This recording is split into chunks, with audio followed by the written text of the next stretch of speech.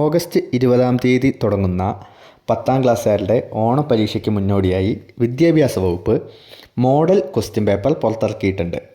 പുതിയ text book പ്രകാരമുള്ള ചോദ്യങ്ങൾ ഏകദേശം ഏത് രൂപത്തിലായിരിക്കും എന്നുള്ളതാണ് ഈ ചോദ്യപേപ്പറിൽ വന്നിട്ടുള്ളത്. ഈ വീഡിയോയിൽ ബോർഡ് ഉപയോഗിക്കാതെ ആൻസർ ചെയ്യാൻ പറ്റുന്ന എല്ലാ ക്വസ്റ്റ്യൻ്റെയും ആൻസറുകൾ ഞാൻ ഡിസ്കസ് ചെയ്യുന്നുണ്ട്. അത്തരം ചോദ്യങ്ങളുടെ ഉത്തരങ്ങൾ പഠിക്കുന്നത് വഴി മുഴുവൻ മാർക്ക് അല്ലെങ്കിൽ നല്ല മാർക്ക് വാങ്ങണമെന്ന് വിചാരിക്കുന്ന കുട്ടികൾക്ക് അവരുടെ ആ ലക്ഷ്യത്തിലേക്ക് എത്താനും, അല്ല എങ്ങനെയെങ്കിലും പാസ് മാർക്ക് മതി എന്ന് വിചാരിക്കുന്ന പഠനത്തിൽ കുറച്ച് പുറകിലായ കുട്ടികൾക്ക് അതിനുള്ള വഴിയുമാണ് പറഞ്ഞു തരുന്നത്. ബോർഡ് ഉപയോഗിച്ച് ചെയ്യേണ്ട ചോദ്യങ്ങൾ പിന്നീട് അടുത്തൊരു വീഡിയോ ആയിട്ട് നമ്മൾ ചെയ്യുന്നതായിരിക്കും. ഓക്കെ, അപ്പോൾ ചോദ്യത്തിലേക്ക് കടക്കാം. സെക്ഷൻ എയിൽ വരുന്ന ആദ്യത്തെ 4 ചോദ്യങ്ങൾക്ക് ഓരോ മാർക്കാണെന്ന് ഓർമ്മിപ്പിക്കുന്നു. ഒന്നാമത്തെ ചോദ്യം PSC എക്സാമിനൊക്കെ കണ്ടുവരുന്ന പോലുള്ളൊരു ചോദ്യമാണ്. Some statements are given about lenses. അതായത് ലെൻസുകളെ പറ്റിയിട്ടുള്ള കുറച്ച് സ്റ്റേറ്റ്മെൻറ്റ്സ് ഇവിടെ തന്നിട്ടുണ്ട്. എന്നിട്ട് എന്താണ് പറഞ്ഞത്? ഈ തന്നിരിക്കുന്ന 4 സ്റ്റേറ്റ്മെൻറ്റിൽ കോൺകേവ് ലെൻസിനെ സംബന്ധിച്ച് ശരിയായ പ്രസ്താവനകൾ ഏതെല്ലാം? അപ്പോൾ നമുക്ക് ഈ സ്റ്റേറ്റ്മെൻറ്റ്സ് ഏതൊക്കെയെന്ന് നോക്കാം. 1. Always produce A virtual image. എപ്പോഴും വിർച്വലായ ഇമേജസ് മാത്രമാണ് ഉണ്ടാക്കുക. എന്ന് വെച്ചാൽ യഥാർത്ഥമല്ലാത്ത ഇമേജുകളാണ് എപ്പോഴും ഉണ്ടാക്കുക. 2. Produces A real image. യഥാർത്ഥ ഇമേജുകൾ ഉണ്ടാക്കുന്നു. 3. Power will be negative. Power negative ആവാം. 4. Magnification will be negative. ഇനി മലയാളത്തിൽ ഒന്നാമത്തത് എല്ലായ്പ്പോഴും മിഥ്യാപ്രതിബിംബം ഉണ്ടാക്കുന്നു. 2. യഥാർത്ഥ പ്രതിബിംബം ഉണ്ടാക്കുന്നു. 3. പവർ നെഗറ്റീവ് ആയിരിക്കും. 4. പ്രതിബിംബത്തിൻ്റെ ആവർത്തനം നെഗറ്റീവ് ആയിരിക്കും. അപ്പോൾ ചോദ്യം ക്ലിയർ ആണല്ലോ. ഇനി ഇവിടെ ഒരു കാര്യം ശ്രദ്ധിക്കണം. ഇംഗ്ലീഷ് മീഡിയത്തിൽ കോൺവെക്സ് ലെൻസിൻ്റെയാണ് ചോദിച്ചത് എങ്കിൽ മലയാളത്തിൽ അപ്പോൾ ഒന്ന് നോക്കിക്കേ, ഇതിൽ ഇംഗ്ലീഷ് മീഡിയത്തിൽ കോൺവെക്സിനെ കുറിച്ചിട്ടാണല്ലോ. കോൺവെക്സിനെ കുറിച്ചിട്ട് ഏതൊക്കെയാണ് ശരി ഉത്തരം? ഒന്നാമത്തത് തെറ്റാണ്. കാരണം എല്ലായ്പ്പോഴും വിർച്വൽ അല്ല, അല്ലേ? കോൺവെക്സിലാണെങ്കിൽ എല്ലായ്പ്പോഴും വിർച്വൽ ഇമേജ് എന്ന് പറയുന്നത് തെറ്റാണ്. അവിടെ റിയൽ ഇമേജും ഉണ്ടാവും. അപ്പോൾ രണ്ടാമത്തത് ശരിയാണ്. ഒന്നാമത്തത് തെറ്റാണെന്ന് പറയുമ്പോൾ തന്നെ നമുക്കറിയാം രണ്ടാമത്തത് ശരിയാണ്, കാരണം അവിടെ റിയൽ ഇമേജ് ഉണ്ടാവും. അടുത്തതോ power will be negative. Power negative ആയിരിക്കും. അതും കോൺവെക്സിനെ സംബന്ധിച്ച് തെറ്റാണ്. അടുത്തത് മാഗ്നിഫിക്കേഷൻ വിൽ ബി നെഗറ്റീവ്. അത് ശരിയാണ്. ഓക്കെ, അപ്പോൾ ഇതിൽ ഏതൊക്കെയാണ് ശരി? 2ഉം 4ഉമാണ് ശരി. കോൺവെക്സിനെ സംബന്ധിച്ച് 2ഉം 4ഉമാണ് ശരി. അപ്പോൾ ഓപ്ഷൻ ഡി ആണ് ഇവിടെ ശരി. ഓക്കെ, ശ്രദ്ധിക്കുക, ഓപ്ഷൻ കൊടുത്തതൊക്കെ ശ്രദ്ധിക്കണം. ഓപ്ഷൻ ഡി ആണ് ഇവിടെ ശരി, 2ഉം 4ഉം. ഇനി മലയാള മീഡിയത്തിലാണെങ്കിൽ കോൺകേവ് ആണല്ലോ.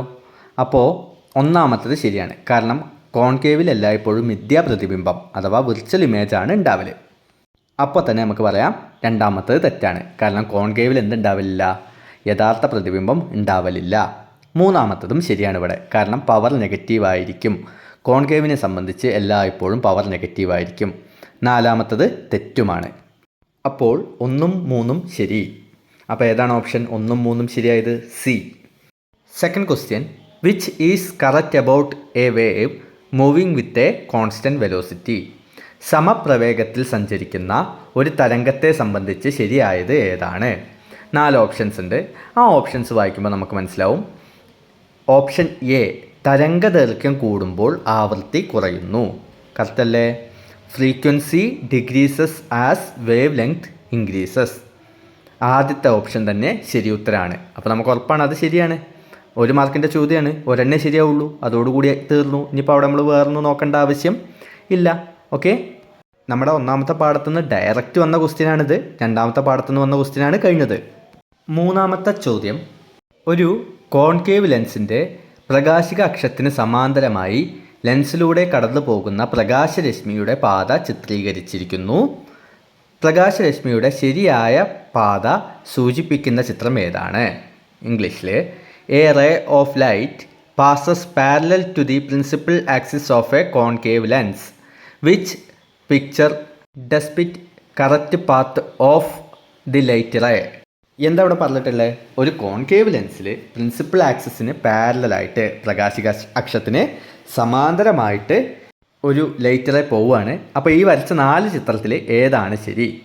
ക്ലിയർ ആയിട്ട് നമുക്ക് പറയാം നാലാമത്തതാണ് ശരി. കാരണം എന്താ, ബാക്കി മൂന്നെണ്ണത്തിലും പ്രിൻസിപ്പൽ ആക്സിസിൽ വന്നിട്ട് ഈ ലൈറ്റ് തട്ടുന്നുണ്ട്, പ്രകാശിക അക്ഷത്തിൽ ലൈറ്റ് തട്ടുന്നുണ്ട്. പക്ഷേ കോൺകേവിൽ നമുക്കറിയാം പ്രകാശിക അക്ഷത്തിൽ വന്ന് ലൈറ്റ് തട്ടില്ല. യഥാർത്ഥത്തിൽ അങ്ങനെ സംഭവിക്കില്ല, വിർച്വലാണ്. യഥാർത്ഥത്തിൽ വന്ന് തട്ടുന്നത്, അതായത് വലതുവശത്ത് വന്ന് തട്ടില്ല. കോൺകേവ് ലെൻസ് ആണെങ്കിൽ വലതുവശത്ത് ലൈറ്റ് വന്ന് തട്ടില്ല, പ്രകാശിക അക്ഷത്തിൽ പ്രിൻസിപ്പൽ ആക്സിസിൽ വന്ന് തട്ടില്ല. അത് ക്ലിയർ ആണ്. പക്ഷേ ഇതിൽ ബാക്കി മൂന്ന് ചിത്രത്തിലും എന്ത് ചെയ്യുന്നുണ്ട്, തട്ടുന്നുണ്ട്. അപ്പോൾ തട്ടുന്നതെല്ലാം തെറ്റാണ്. അപ്പോൾ ഏതാണ് ശരി ഉത്തരം? ഓപ്ഷൻ ഡി ആണ് ശരിയായ ഉത്തരം. Fourth question, the deviation that occurs when a light ray passes through a prism is shown in the figure. എന്താണ്? വായുവിൽ നിന്നും പ്രിസത്തിലേക്ക് പ്രകാശരശ്മി കടന്നു പോകുമ്പോൾ ഉണ്ടാവുന്ന വ്യതിയാനത്തെ ചിത്രീകരിച്ചിരിക്കുന്നു. എന്നിട്ട് എന്താണ് ചോദിച്ചത്? What factor does the deviation of a light ray depends on? ഏത് ഘടകങ്ങളാണ് പ്രകാശരശ്മിയുടെ ഈ ഡീവിയേഷനിൽ വ്യതിയാനത്തിനെ സ്വാധീനിച്ചിട്ടുള്ളത് എന്നാണ് ചോദ്യം. 4 ഓപ്ഷൻസ് ഉണ്ട്. അപ്പോൾ നമ്മുടെ ടെക്സ്റ്റ് ബുക്കിൽ കൃത്യമായി കൊടുത്തിട്ടുണ്ട് ഏതൊക്കെയാണ് ഡീവിയേഷനെ സ്വാധീനിക്കുന്ന ഘടകങ്ങൾ. പ്രിസത്തിലൂടെ ലൈറ്റ് പാസ് ചെയ്യുമ്പോൾ ഡീവിയേഷനെ സ്വാധീനിക്കുന്ന ഘടകങ്ങൾ ഏതാണെന്ന് കൃത്യമായി കൊടുത്തിട്ടുണ്ട്. അത് പഠിച്ചവർക്കറിയാം ഇതിൽ 4ാമത്തെയാണ് കറക്റ്റ് ആൻസർ, അല്ലേ? ഏത്? 1, 2, 3, 4 8 4ാമത്തെയാണ് കറക്റ്റ് ആൻസർ. അപ്പോഴും നമ്മൾ ശ്രദ്ധിക്കണം ഓപ്ഷൻ എങ്ങനെയാണ് വന്നിട്ടുള്ളത്. ഓപ്ഷൻ വന്നിട്ടുള്ളത് ഡി ഓപ്ഷനാണ് കറക്റ്റ് ഉത്തരം. അതിലാണ് 4 മാത്രം ശരി എന്ന് പറയുന്നത്. ഓക്കെ, ശ്രദ്ധിക്കണം. 4ാമത്തെ ശരിയായ നമ്പർ 4 എന്നിട്ടാൽ പോരാ, ഓപ്ഷൻ ഡി എന്നതാണ് നമ്മുടെ ഉത്തരം. ഇതോടുകൂടി നമ്മുടെ 1 വേർഡ് സെക്ഷൻ കഴിഞ്ഞിട്ടുണ്ട്. അടുത്തത് 2 മാർക്കിൻ്റെ സെക്ഷനാണ്. ഓക്കെ, അപ്പോൾ വീഡിയോയുടെ ലെങ്ത്ത് വളരെയധികം കൂടുന്നതുകൊണ്ട് ഈ വീഡിയോ ഞാൻ അത് അവിടെ വെച്ച് നിർത്തുകയാണ്. ഇതുപോലെ ഞാൻ ബാക്കി ചോദ്യങ്ങൾ കൂടി ചെയ്യുന്നതാണ്. ബോർഡ് ഉപയോഗിച്ചിട്ടുള്ളതാണെങ്കിൽ വരയ്ക്കാനുള്ളതൊക്കെ അങ്ങനെ തന്നെ ചെയ്യുന്നതാണ്. പക്ഷേ നിങ്ങളുടെ സപ്പോർട്ട് എനിക്ക് അത്യാവശ്യമാണ്. നിങ്ങൾ സബ്സ്ക്രൈബ് ചെയ്യണം, ലൈക്ക് ചെയ്യണം, നിങ്ങളുടെ ഫ്രണ്ട്സിലേക്ക് ഷെയർ ചെയ്യണം. നിങ്ങൾ ഈ വീഡിയോ കൂടുതൽ പേരിലേക്ക് എത്തിച്ചാൽ മാത്രമേ എനിക്ക് കൂടുതൽ വീഡിയോസ് ചെയ്യാൻ കഴിയുകയുള്ളൂ. അപ്പോൾ ഞാൻ നിങ്ങളുടെ പിന്തുണ പ്രതീക്ഷിക്കുകയാണ്. നിങ്ങൾ പിന്തുണയ്ക്കുകയാണെങ്കിൽ വരും ദിവസങ്ങളിൽ എനിക്ക് കിട്ടുന്ന എല്ലാ മോഡൽ ക്വസ്റ്റ്യൻ പേപ്പേഴ്സും നിങ്ങൾക്ക് അയച്ചു തരണമെങ്കിൽ വാട്സപ്പ് ചെയ്തു തരാനും അതിൻ്റെ ഉത്തരങ്ങൾ പറഞ്ഞു തരണമെങ്കിൽ അതിനും ഞാൻ തയ്യാറാണ്. പക്ഷേ നിങ്ങൾ ഈ വീഡിയോയ്ക്ക് തരുന്ന സപ്പോർട്ടിനനുസരിച്ചിരിക്കും നമ്മുടെ ഭാവിയിൽ മുന്നോട്ടുള്ള പോക്ക്. ഓക്കെ, അപ്പോൾ നിങ്ങളുടെ എല്ലാ പിന്തുണയും പ്രതീക്ഷിക്കുന്നു. താങ്ക്